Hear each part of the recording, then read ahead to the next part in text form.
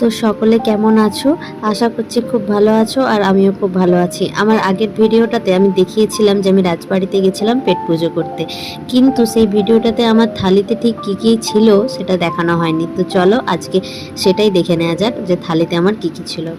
সবার প্রথমে তো এই কাঁসার থালা, তার মধ্যে আবার কলা পাতার ছোঁয়া, তার সাথেই ছিল ভাত, বাসন্তী পোলাও, ডাল, পটল ভাজা, বেগুন ভাজা, আলু ভাজা, গয়না বড়ি, পায়েস, দই, চাটনি, একটি তরকারি আর একটা শুক্তো।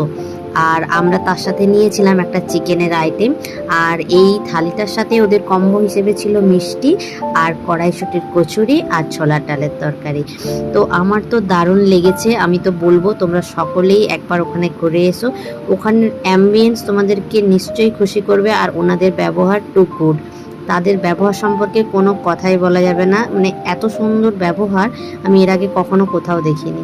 তো চলো ভিডিওটা কেমন লাগলো আমাকে অবশ্যই জানাও, আর ভালো লাগলে অবশ্যই লাইক কমেন্ট করতে ভুলো না যেন।